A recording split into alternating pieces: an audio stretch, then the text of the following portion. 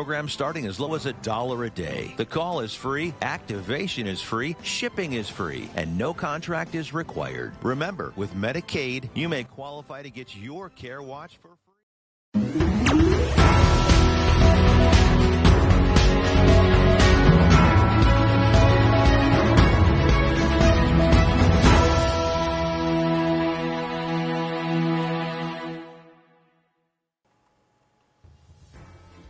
Broadcasting from Now Media Network's headquarters in Houston, this is Purple Politics, hosted by political expert and commentator Alina Gonzalez-Dockery. Join us to discuss the most important issues affecting our nation with fresh, balanced, and objective discussion on the first bilingual media network in the United States. Purple Politics starts right now. Welcome back to another episode of Purple Politics. I am your hostess, Alina Gonzalez-Dockery, and from Alabama to back on the election campaign trail, we have a lot to cover. Alabama Supreme Court declares frozen embryos as children, casting shadow on fertility treatment. The Alabama Supreme Court's recent ruling, which considers frozen embryos as children, has stirred significant controversy within the realm of reproductive medicine. This decision has profound implications not only for fertility care within Alabama, but also raises complex legal questions with broader ramifications. The ruling challenges established practices in reproductive medicine, potentially altering the landscape for individuals seeking assisted reproductive technologies like in vitro fertilization. This ruling has drawn severe criticism from various quarters, including the White House, where it is seen as contributing to the erosion of reproductive rights, particularly in the wake of Roe v. Wade. Karine Jean-Pierre, the White House press secretary, expressed concerns about the chaos resulting from such decisions, emphasizing the need for federal protections for reproductive rights. This ruling's alignment with anti-abortion language in the state constitution adds to the contentious nature of the debate.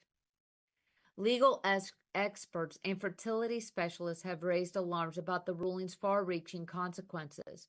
By equating frozen embryos with unborn children under the law, the decision disrupts established medical practices and creates uncertainty around the legality of IVF procedures involving embryo freezing.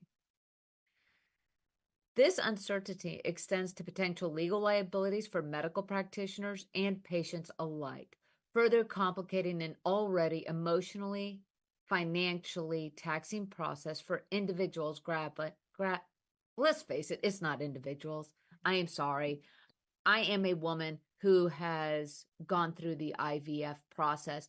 This is further deteriorating. This is further stripping the rights for women to have autonomy over our bodies. But now it is affecting the potential for what was once seen as a miraculous treatment for women with infertility problems to be able to have a chance to have pregnancies and to then give life. But by doing this, all this Supreme Court justice, which the Chief Justice of the Alabama Supreme Court was quoting biblical, saying that conception is life. But yet, this goes beyond a heartbeat monitor. This goes beyond the fact that with life, there must be breath. And an embryo at this stage is not life. It is the potential of life.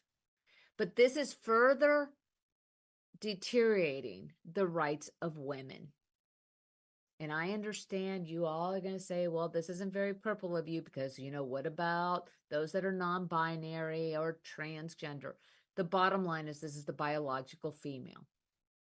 And it's furthering a very emotionally taxing time for a couple or for a woman to be able to have children. Because I can assure you, this isn't just, we have embryos, let's implant them and we get pregnant. It is a long, physically, emotionally, psychologically taxing procedure. And now we are furthering the fear for women to be able to go and have reproductive rights, to be able to go and get the best care. As one of the big fallouts from this Supreme Court ruling in Alabama, the University of Alabama at Birmingham's health system announced on Wednesday that it was pausing in vitro fertilization treatments as it evaluated this Supreme Court's rulings that frozen embryos should be considered children. The health system expressed sadness over the impact on patients attempting to have a baby through IVF, but emphasized the need to assess the potential legal risks for patients and physicians following standard IVF treatment protocols. The health system's Division of Reproductive Endocrinology and Infertility will continue performing egg retrievals from women seeking fertility treatment, but it will not proceed with fertilization and embryo development for now. The statement clarified that procedures involving egg fertilization and embryo development are on hold, including embryo implantation, the final stage of a very long IVF process. UAB's decision comes just 5 days after the Alabama Supreme Court issues its ruling, stating that frozen embryos and test tubes should be considered children. This ruling stemmed from appeals cases where couples' embryos were destroyed in 2020 when a hospital patient removed them from tanks of liquid nitrogen in Mobile, Alabama.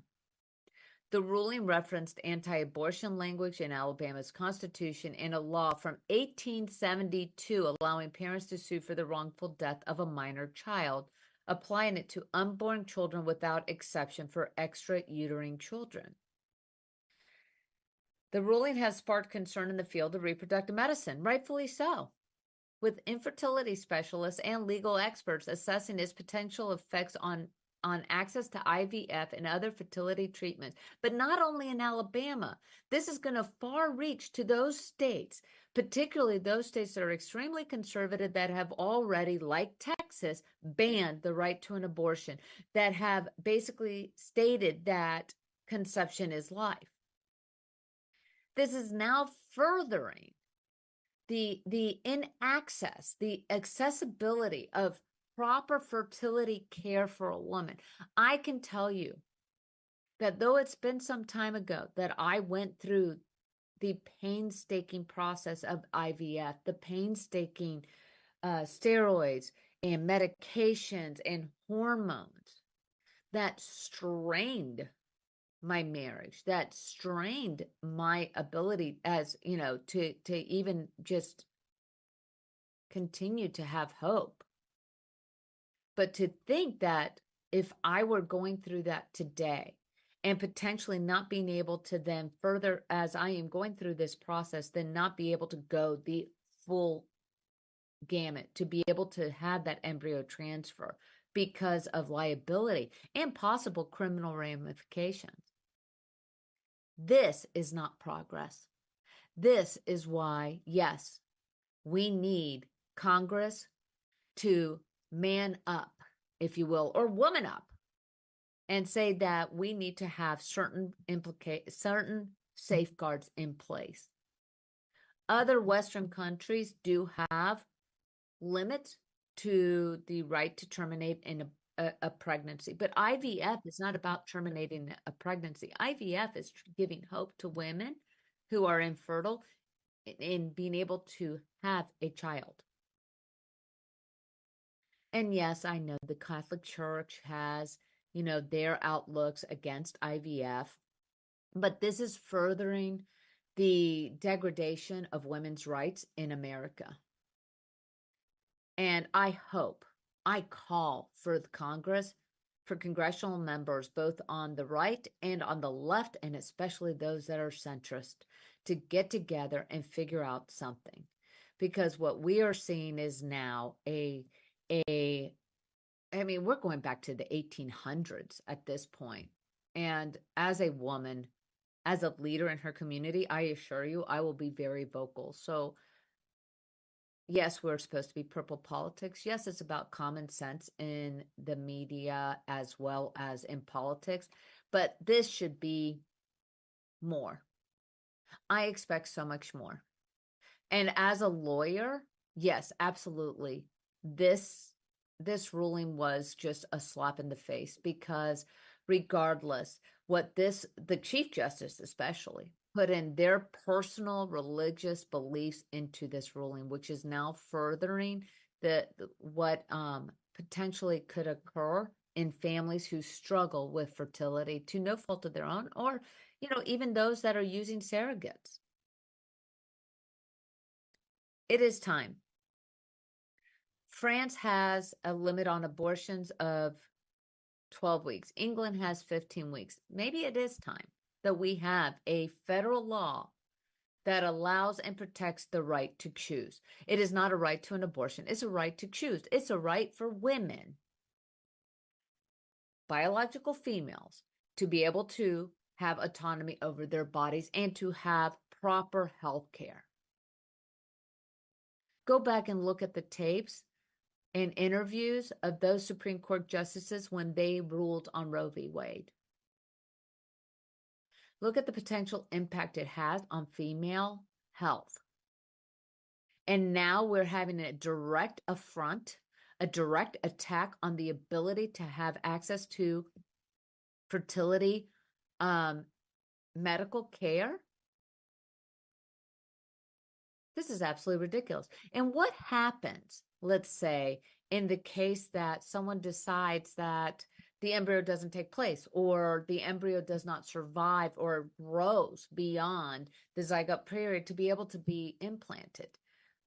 If a parent or a doctor foresees that certain embryos are not viable to be implanted and thus will be, allowed to run its course, well, then there will be criminal ramifications. I mean, this opens such a Pandora's box. And once again,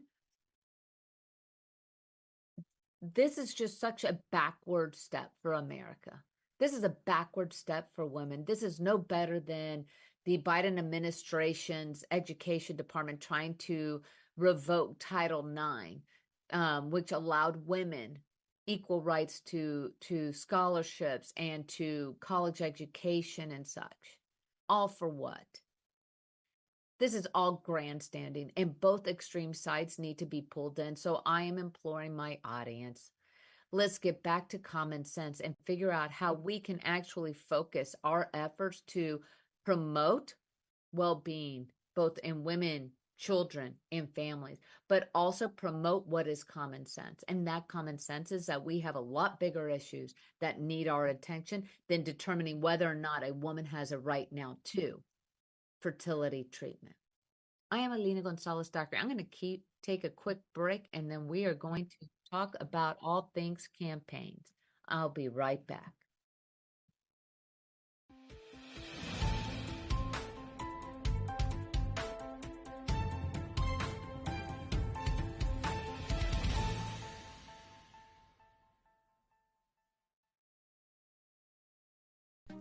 Hi, folks. Robert Quigley here, America's Independent, Washington, D.C. We're on the road to the White House. Today, how do we reset government? We are going to help millions of families and thousands of communities across this great land become self-sustainable and self-supporting. It lowers the demand for government services. It will increase tax revenue, and it will lower everybody's taxes. The cradle-to-grave bill paying must be blunted. We must degrowth to sustainable modes of living. Infinite systems on a finite planet is suicidal. Team Quigley's focus will be on eliminating homelessness, poverty, hunger, and incarceration. The current government focus on the rich is wrong. Go to RobertQuigleyForPresident.com, find the donor box button. Team America needs your spare change. Join, spread the word, and together we will make America work for everybody. Paid for and approved by the Robert Quigley for President campaign. Do you have a car sitting around you want to get rid of? Well, here's a great idea. Donate your car now to help local veterans in your area. Yes, just make one fast call to the Veteran Car Donation Program. Within a few days, we'll come and remove your car for free. You can donate any car in any condition. We'll use our vast network to sell it. The proceeds raised go to help local veterans and their families. And you get a tax deduction. And all you need to do is make this free call. Clean your yard up, get rid of an old car, and help the vets. We make it easy. Make this free call now. Book your fast and easy pickup. Call the Veteran Car Donation Program now.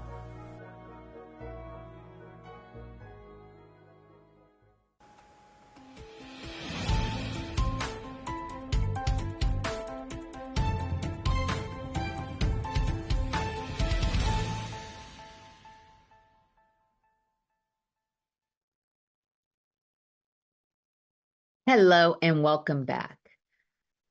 For those of you just joining me, we just had I was rather emotional about my last segment as to the Alabama Supreme Court ruling and the ramifications to those undergoing a very stressful and strenuously physically and emotional time in going through the IVF process.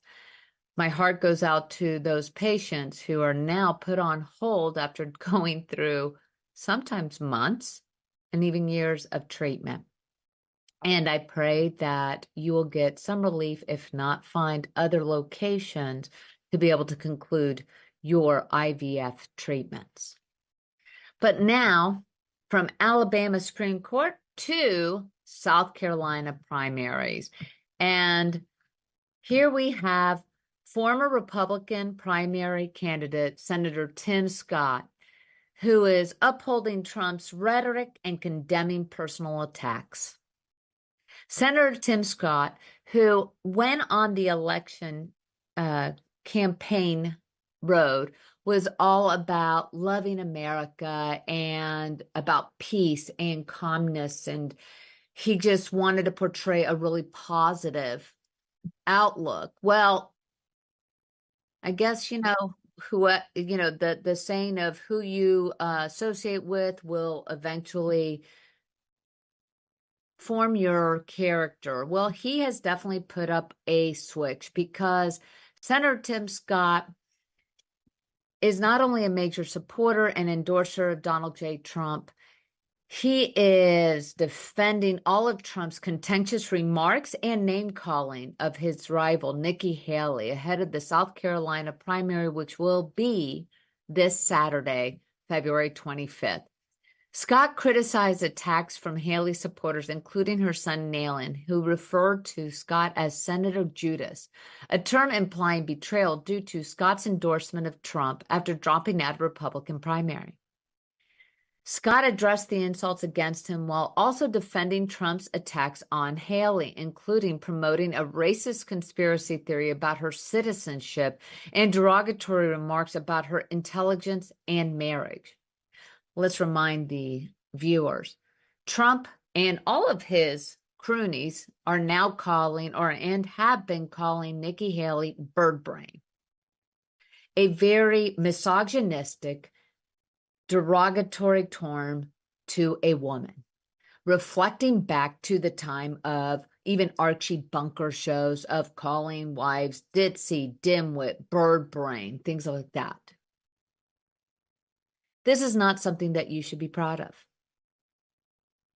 And I mean, even Trump gives backhanded slights to Tim Scott, which I get it. Tim is hoping he'll get the vice presidential candidacy.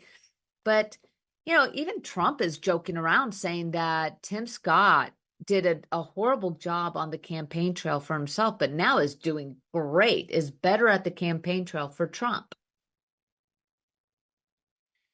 But to continue these conspiracy theories to state that if you are a U.S.-born child to immigrant parents who are not citizens, you are not a U.S. citizen, which is, by the way, false. False. No other way of saying it. So once again, the Trump campaign and the rhetoric stating falsehoods. The speculation arose about Scott potentially being considered as Trump's running mate after endorsing him and appearing alongside him on the campaign trail. He has also recently been at Trump's side at the town hall meeting that was recently aired on Fox News, as well as fundraisers for President Trump. Now, the reason why Nayland, Nikki Haley's son, is calling him Judas is because the relationship between Scott and Haley used to be very close. And it has deteriorated as they entered the presidential race and attacked each other during debates, even though the attacks weren't severe, to say the least. Haley viewed Scott's endorsement of Trump as a betrayal, claiming she was blindsided by it, despite Scott's assertion that he had informed her beforehand. Scott would not be a senator but for Nikki Haley. See, when Nikki was governor of South Carolina, she appointed Tim Scott to his current senatorial seat, which he has since then won re-election. Mutual supporters and donors of Scott and Haley became divided as they entered the presidential race, further straining their personal relationship. Scott now faces hostility from Haley's camp, with his name drawing boos and hisses at her campaign events, reflecting the animosity between the two factions within South Carolina politics. But the real issue, or the real question, is Scott, who is seen as a good guy, clean, really was very, very respectful on his electoral campaign journey.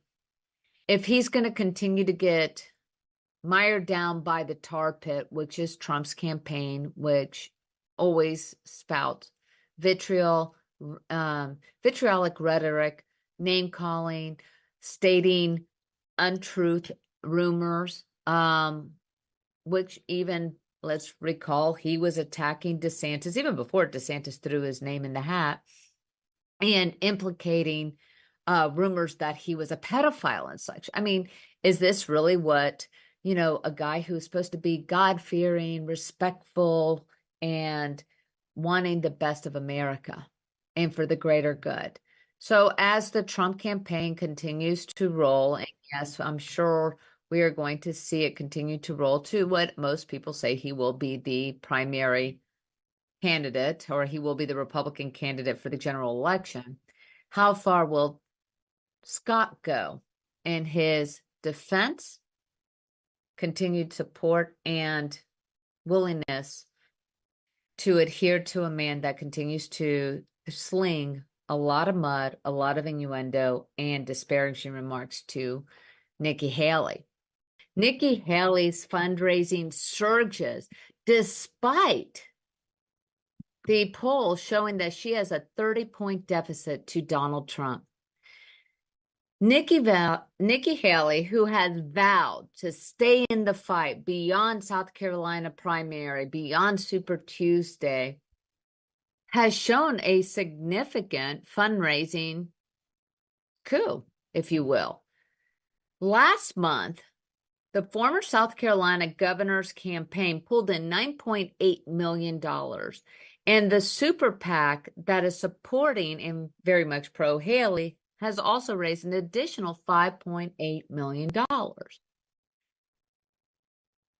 And a lot of these donations are thanks to people pledging and donating over $100,000 to $500,000. Now, of course, the Trump camp will tell you that, and Fox News and other major stream media sources will say, oh, this is a bunch of Democrats trying to bolster her, or, these are independents. Well, what if it is?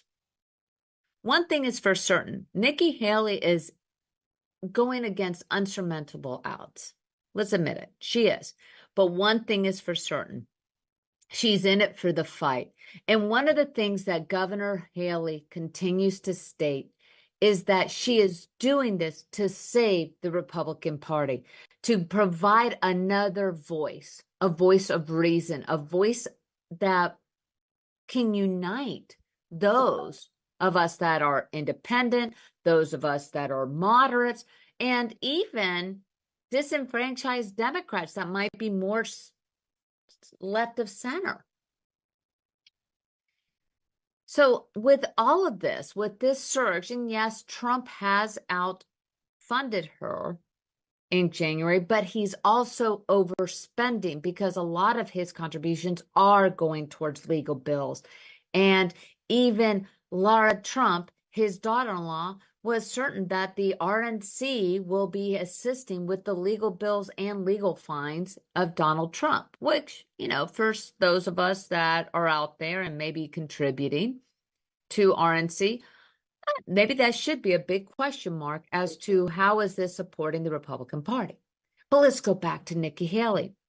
Nikki, who has vowed at her town hall on Fox the other night that she is staying in it for the long haul, that so long as she is capable of shedding light on policies and being a beacon of hope for those that are disenfranchised by the current trend that is happening in the Republican Party, then kudos to her. Now, Trump is not at all fazed by Nikki Haley's continued financial support and also her staying in. But one thing is for certain, Nikki Haley has a base, and that base seems to be fortifying behind her. And that base are the anti-Trumpers, the never-Trumpers, but also maybe those like so many people I know that are really just fatigued, the Trump fatigue. So Nikki Haley, the only female in there, the only Republican primary candidate that's willing to take the fight, she is vowing that she's staying in. And though Trump is 30 points favored in South Carolina and most likely will get all of the delegates or the sufficient amount of delegates in order to win the primary, he's hopeful by mid-March, but most likely by end of March. The real question is for former U.S. Ambassador Nikki Haley, former Governor Nikki Haley, presidential candidate, what happens after that? What is the bigger looming question? Is Nikki staying in to not only see it that if she garners enough independent, non-party affiliated, moderate Republicans, moderate Democrats behind her to then jump from Republican ticket to, let's say, no labels? Because no labels is on all of the state ballots. No labels is an actual party. Now let's recap. No labels was created to distance the craziness that is the extremes of both parties, because it is. The extremists and extremism of both parties has lost their minds in a way. We had the MAGAs, we had the MAGA Trump force, if you will, the troops for Trump, things like that. But then you also had this progressive left that's just the wokeism, the political identification politics and such that is furthering fraying the communities, fraying our country, fraying relationships and ability to govern. So the real question is, what is the game after Trump gets the delegates? Because unless something cataclysmic happens and Trump is no longer the candidate or drops out, and let's face it, the only way that's going to happen is if he's convicted and taken to prison. And, Trump will continue. He'll continue campaigning. He'll continue trying to be president for a second time. What is the end game? Because she did declare that she is not looking to be a vice president. So I, for one, am thrilled to watch her campaign continue, because I think it does shed an important light and hope for many young women who want to go in leadership and many people that are feeling like they are not represented. Now, do I agree with everything Nikki's stances are on certain policies? Absolutely not. However, I will say, as a woman, I sure as hell am impressed that she's willing to stand toe and toe and stay in the fray. And even without her husband by her side, who is deployed in Africa serving our country, You know what? I applaud you. And obviously her funders, those donors also support what she is saying. So we're going to take a quick break and then we're going to turn to the Democratic candidate, President Biden, and his efforts for his reelection bid.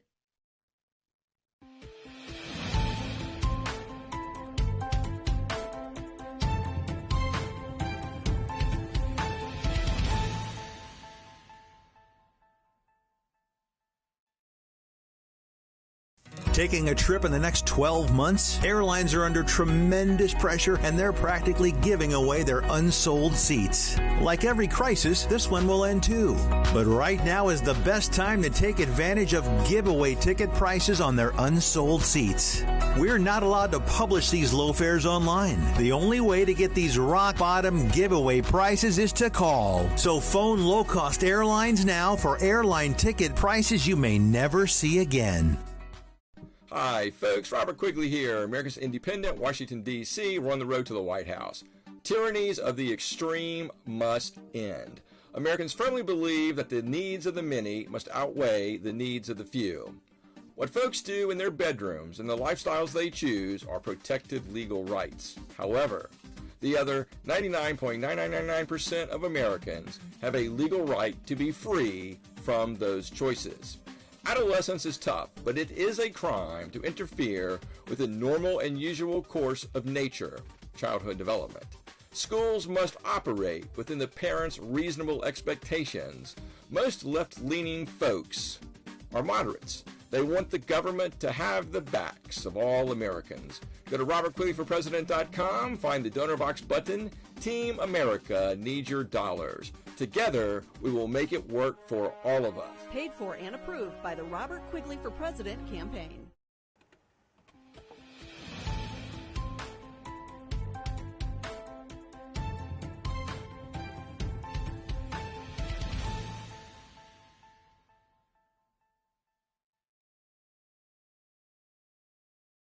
Will Biden's Gaza stance hurt him in 2024? Michigan is the first test for the Biden administration in testing the waters to see how will his reelection bid go. The Democratic Party faces internal strife over President Biden's support for Israel during the Gaza conflict, with discontent boiling over in Michigan ahead of its primary election. Michigan's early primary, coupled with its sizable Arab American population and progressive student demographics, has elevated the significance of this unrest. Frustration with Biden's stance on Gaza has spread beyond Arab American communities to include college campuses and other parts of the state. And also, it is spearheaded by Representative Tlaib. Because recall, she is the one saying that everybody needs to say no to Biden. We are not voting for him. And so there's even loud voice within the progressive squad, if you will, of the House of Representatives. The uncommitted movement urges voters to cast ballots against Biden in the primary, signaling disapproval of his Israeli policy. While there's uncertainty about the movement's impact, concerns linger among Democratic leaders that it could weaken Biden's support base, potentially jeopardizing Michigan's vote in the general election. Governor Gretchen Whitmer and other prominent Democrats warned that any diversion of votes away from Biden increases the risk of a Trump presidency. Despite efforts by the Biden campaign to address concerns within Michigan's Arab American communities, opposition to Biden's Israel policy remains strong. Young voters, including those with no direct ties to the Middle East, expressed solidarity with Palestinians and criticized Biden's alignment with Israel. Their activism threatens to erode Biden's support among key demographics crucial for Democratic victories in Michigan. The uncommitted movement aims to pressure Biden into altering his stance on the Gaza conflict, reflecting a broader shift in Democratic priorities towards foreign policy issues. While Biden's campaign emphasizes his achievements on domestic and social issues, such as job creation and sorry, I'm going to laugh, reproductive rights, discontent persists over his foreign policy decisions. The movement's organizers aim to secure a substantial number of uncommitted votes in the primary, potentially influencing Biden's approach to the Israel-Palestine conflict. However, the movement's effectiveness hinges on its ability to resonate beyond specific communities and garner broader support across Michigan's electorate. Now, let's hold on a minute. Let's get to realities. They're talking about the Democratic primary, which, let's face it, the DNC had long ago basically anointed Biden as their candidate, that there were not going to be any debates. They were not going to acknowledge any other primary candidates. Hello, RFK. Anybody remember? That's why he went independent. They refused to acknowledge any other candidates. But what this really is kind of similar to what happened in, I think it was Nevada's primary, with Haley, the none of the above, uncommitted, because they're trying to force Biden's hand. Now, I, for one, after the horrific events of October 7th and that deplorable attack by Hamas on Israeli citizens and the killing, murdering, raping of women and children and men, I was actually very proud of President Biden in his denouncing of that evil that occurred, because let's face it, we haven't seen something of that magnitude since 9/11, which maybe that is part of the reason why these college kids are not realizing the effect of terrorist nations imploding or pushing their annihilations on another country. But another reality check, because nobody's really looking at this as a primary. Biden is gearing up for his general election. So yes, there is a concern that Arab Americans that are key to a swing state, and that is it. Michigan is a swing state. It teeters, literally. Is it going to be Trump? Is it going to be Biden? Is it going to be Trump? Is it going to be Biden? And Michigan, because it just edged up and voted for Biden, was one of the key states that allowed Biden to win the presidential election of 2020. So yes, the DNC are mobilizing efforts in Michigan, and they are specifically advocating towards the Arab American communities and this uncommitted movement. But Biden himself is not scheduled to visit Michigan before the primary. He's putting his sights and engagements in California with Super Tuesday around the corner.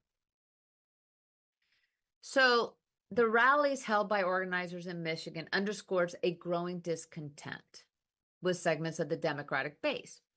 But it also sheds light on how the Democratic Party has moved to where it once was the party of the middle class family, of the workers, of the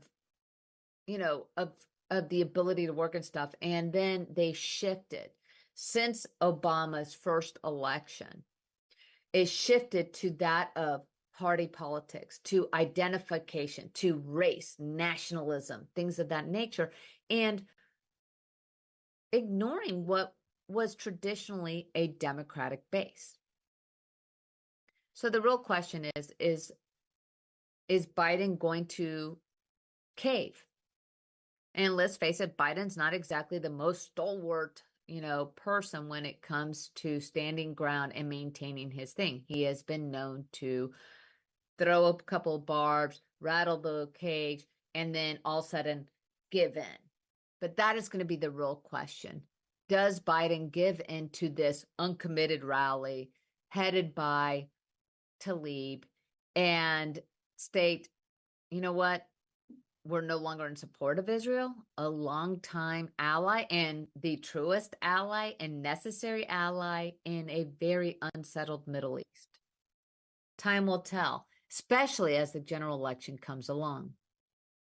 And speaking of primaries, there is a primary, and we talked about it a little bit before, and that is South Carolina. South Carolina is having their primary on February 25th.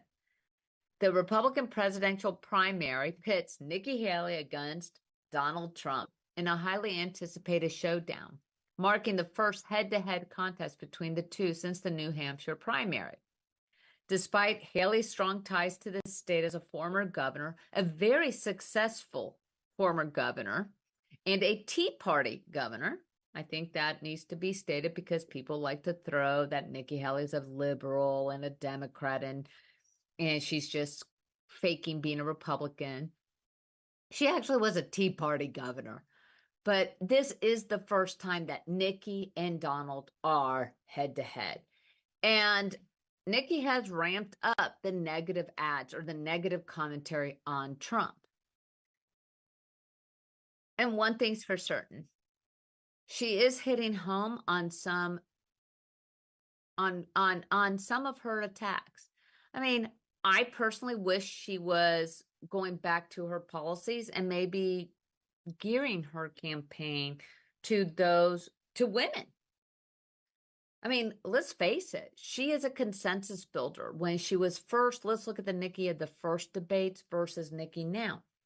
She was talking about consensus building, talking about, even though she is pro-life and anti-abortion, that she does have empathy for those that have to make the choice of abortion. And she understands the right to choose, that someone may have that right to choose. It may not be for her, good for you, not for me, type of thing. But she was the one that, honestly, this Roe v. Wade fight would not be able to stick with her. She is also a candidate that can appeal to women, especially those suburban, educated white women that Trump really turns off. He is, he's a misogynistic pig.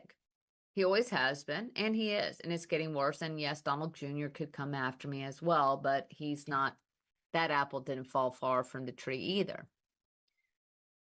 And regardless of the stance, it is going to be a primary battle. Yes, the polls show that Donald Trump is 30 points ahead. And for many of us, we are enjoying the fact that there is a choice. With that being said, South Carolina is traditionally a huge indicator of the Republican nominee, with nearly every primary winner since Ronald Reagan in 1980 securing the party's nomination. And despite Haley being a highly popular and successful governor in South Carolina, Trump's dominance in the state's previous primary, their electoral performance, offer clues for Saturday's contest. Haley's strongest showings historically align with Democratic-leaning areas, suggesting that her path to victory may involve winning big in these regions while remaining competitive in Republican strongholds. Meanwhile, early voting numbers and turnout will play a significant role in shaping the outcome, with pre-election day votes likely to be pivotal in determining the winner. And again, as we discussed in the last segment, the real issue or the real eyes are going to be, what does Nikki Haley, candidate, do after the delegates are all won by Trump, if that is the case, because that is presumptively what everybody is expecting. What is she doing? What is her goal? Because one thing that is certain, just like DeSantis, who has an eye on 2028, her hopes also will be probably having enough power or enough movement for the 2028 presidential candidacy. So once again, we are now in the throes, really, of Biden and Trump are only one-termers. And the reality is this is not about the next 4 years. This is really setting us up for what happens 40 years from now. Who's going to be the candidate on both sides? But that is something that we can discuss at another time. We're going to take a quick break, and we'll be right back with some breaking news about hacking.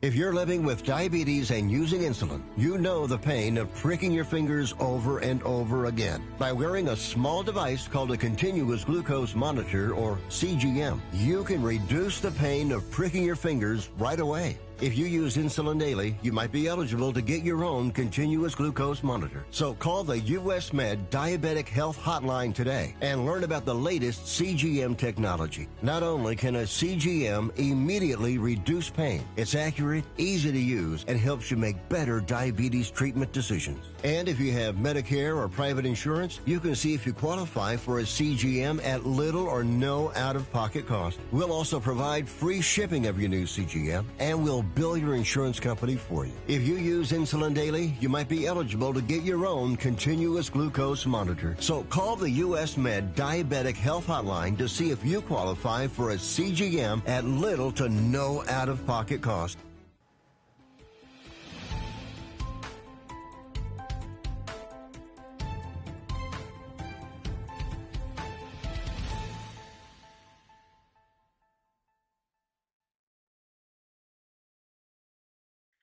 Leaked documents expose China's shadowy world of hacking operations.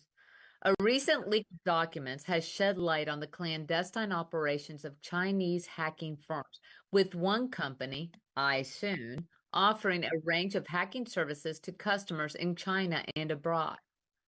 These services detailed in the leaked documents, including accessing private websites, running disinformation campaigns, and obtaining personal information from social media platforms. The leak provides a rare glimpse into China's state-sponsored hacking,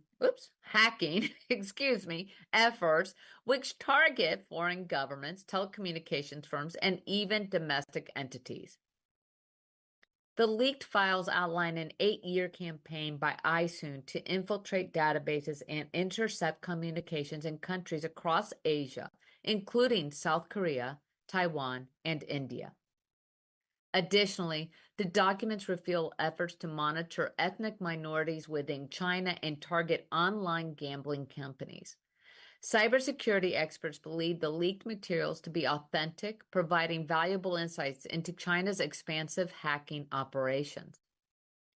iSoon's activities are reportedly sponsored by various Chinese government entities, including the Ministry of State Security, the People's Liberation Army, and China's National Police. While some operations focus on overseas targets, others involve domestic surveillance of Chinese citizens. This revelation underscores China's willingness to enlist private contractors in the cyber espionage efforts, despite international efforts to curb such activities. The leak also highlights the challenges posed by China's decentralized approach to hacking, with multiple contractors operating independently and occasionally engaging in reckless or amateurish behavior. However, experts warn that China's hacking capabilities continue to evolve, with recent efforts targeting critical infrastructure in the United States and elsewhere. As policymakers grapple with the growing threat posed by Chinese cyber attacks, the leaked documents serve as a stark reminder for the need for vigilance in cyberspace. Trump and the fraud trial. So from hacking to Trump. I know, quite a stretch. New York Judge Arthur F. Engoron delivered a significant blow to Donald J. Trump in a civil fraud case in finding him liable for conspiring to manipulate his net worth. The judge imposed a penalty of nearly $355 million plus $100 million of interest. That was unpaid interest, potentially wiping out Trump's cash reserves. Engoron's ruling also bars Trump from holding top positions at any New York company for 3 years and imposes a 2-year ban on his 2 adult sons, Eric and Donald Jr., along with $5 million fines each. Trump, of course, plans to appeal this financial penalty, but must either pay up or secure a bond within 30 days. Engoron's decision also extends the appointment of an independent monitor at the Trump Organization for 3 years with strengthened oversight powers. Despite Trump's dismissal of the ruling and his intention to challenge it, the penalties could significantly affect his business operations and financial standing. And let's remember, this is all started with Attorney General Letitia James, who campaigned on bringing Trump down. And this was a civil case. This is not a criminal case. So for those of you who get confused, this is not criminal. This is civil. So you do not have a beyond a reasonable doubt finding like a criminal case. This is a civil case, which is a preponderance of the evidence. So basically, what did the evidence lie? And there was no evidence really presented because Judge Engoron just basically said, you know what? I find Trump to have committed fraud based on the four corners of the complaint that was filed by Attorney General Letitia James. Letitia James now is also threatening and pushing without proper notification, without proper motions, to take one of Trump's business holdings or his real estate holdings to securing and paying of this fine. Now, this ruling is a political witch hunt. Everybody knows it. We even have the governor of New York State going out there after this ruling, stating that this is, that other real estate investment holding companies and construction companies and business owners and lending companies should not worry. They are not going to they have no fear of retribution of this archaic law that was on the books of New York State, where there is no victim. The banks themselves have stated that they willingly, after they did their own due diligence, lent the money to Trump. They not only made hundreds of millions of dollars on the interest payment that Trump paid back all of this, and they would be more than willing to go again and lend him more money. Now, this impact is now being felt because you have the likes of Grant Cardone, billionaire real estate investor, who was just recently interviewed on Fox, stating that for 40 years he had been wanting to get into the New York real estate market, and he was about to start doing that, and that the prospecting and the capital that he provides, that after this ruling, he's like, hell no. He is not going into New York because of the potential of this. Because what has happened is this is a nasty slope.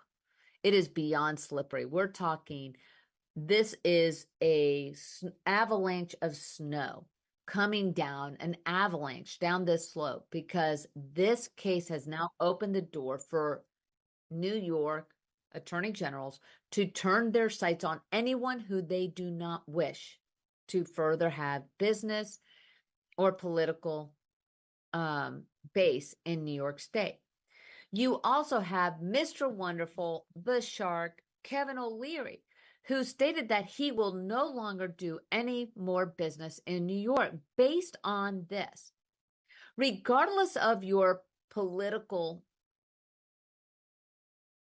foothold, whether you're a Democrat, whether you're an independent, whether you're a Republican, the bottom line is this is a glaring problem and huge red flag for any capital investor, real estate holding company. Because if the whole point, and I am not an expert in this, but Kevin O'Leary and Grant Cardone explain it very well, that when you invest and build a building, you're not only valuating on its current market value, you're also showing prospective future revenue because of rents, because this is a long-held real estate. This isn't flipping a house. This is for long-term investment. But it's also the due diligence of a bank to do appraisals, to look at the financials, to look at comparables around. And so if, let's say, for instance, a real estate investor like Trump says, I want $4.5 billion loan, and these are my property holdings, these are my future revenues, these are all of these, the bank is going to look at everything and go, you know what, we don't think that you're worth $4.5 billion, but we're willing to do a $1.2 billion loan based on our own research. Now, this this trial or the legal process of this particular civil fraud case is not over. Trump's attorneys have petitioned the court, filed a motion for Judge Engoron to put a hold on the 30-day, a hold for 30 days to allow them time to be able to get the legal processes started. Because in New York, you must either pay the full penalty or obtain a bond. Now, Engoron basically shackled Trump's ability to obtain any lending in New York State, because in that judgment, he stated that he is barred from obtaining any new business loans. And let's face it, getting a surety bond on $455 million plus the continuing interest that is accruing against this while the appellate process goes through, that's going to be, let's face it, who's going to give him the money? Now, people are raising money. Yes, they're anticipating, there's an expectation that the RNC will raise funds to help pay for legal fees and potential fines. But the reality is this has far-reaching effect on businesses within New York State, not just New York City, New York State. So again, is this a political attack? In my opinion, yes. This was absolutely a political attack. This is bankrupting with the goal of bankrupting a man who basically stated that he had $400 million cash readily accessible. And this and the defamation lawsuit by Jeannie Carroll is over that amount. There are some serious legal challenges that will be confronted by the Trump team in the appellate process because it was a bench trial. But one could probably say this is an excessive fine. They went through there. But now you have Letitia, who is foaming at the mouth to be able to say that she repossessed one of Trump's buildings. There are some serious issues here. And the really biggest issue is the politicization of an attorney general who is solely going after an individual because she doesn't agree with his politics. This is very sad to see as a United States citizen, as an attorney, the objectification, the politicization, and the weaponization of a judicial system that is supposed to be blind. We're going to continue to follow this, but the repercussions are there. And when you had the likes of billionaire Grant Cardone and Kevin O'Leary stating that,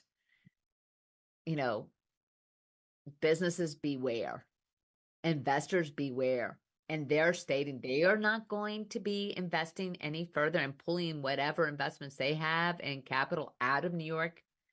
I mean, the likes of Florida, Texas are going to be reaping the benefits of this.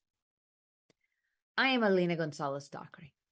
Thank you so much for joining me on another episode of Purple Politics, and I really look forward to seeing what we're going to be discussing in our next episode.